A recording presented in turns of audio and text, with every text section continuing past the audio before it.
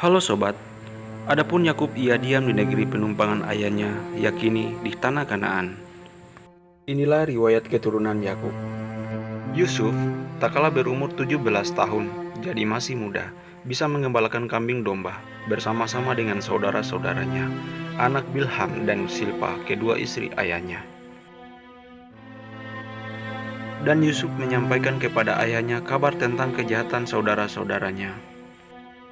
Israel lebih mengasihi Yusuf dari semua anak yang lain, sebab Yusuf itulah anak yang lahir pada masa tuanya. Dan ia menyuruh membuat jubah yang maha indah bagi dia. Setelah dilihat oleh saudara-saudaranya bahwa ayahnya lebih mengasihi Yusuf dari semua saudaranya, maka bencilah mereka itu kepadanya dan tidak mau menyapa dengan ramah. Pada suatu kali bermimpilah Yusuf, lalu mimpi itu diceritakan kepada saudara-saudaranya, sebab itulah mereka lebih membenci lagi kepadanya. Karena katanya kepada mereka, "Coba dengarkan mimpi yang kumimpikan ini.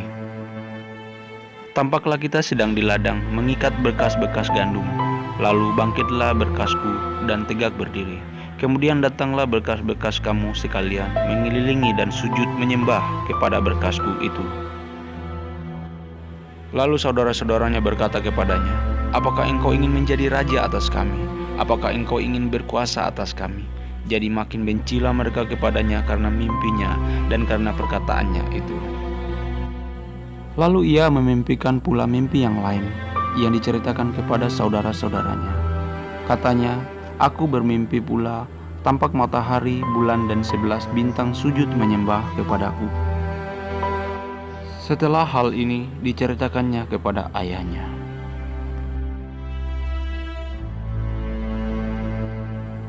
Pada suatu kali, pergilah saudara-saudaranya mengembalakan kambing domba ayahnya dekat Sikem.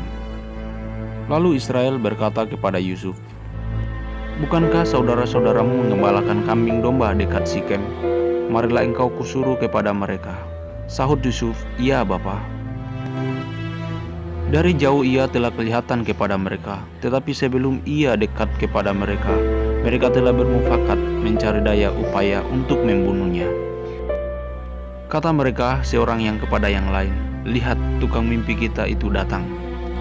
Sekarang mari kita bunuh dia dan kita lemparkan ke dalam salah satu sumur ini, lalu kita katakan seekor binatang buas telah menekamnya. Dan kita akan lihat nanti bagaimana jadinya mimpinya itu." Lagi kata Ruben kepada mereka, "Jangan tumpahkan darah, lemparkan dia ke dalam sumur yang ada di padang gurun ini.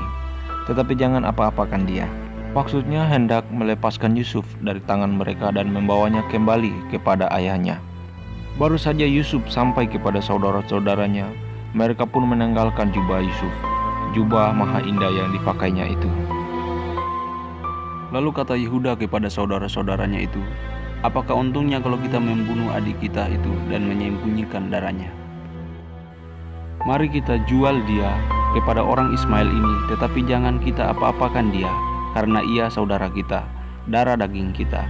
Dan saudara-saudaranya mendengarkan perkataannya itu.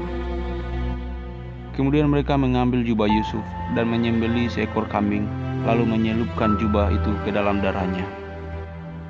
Mereka dengan pesan, "Inilah kami dapati, silakan Bapa periksa, apakah jubah ini milik anak Bapa atau tidak."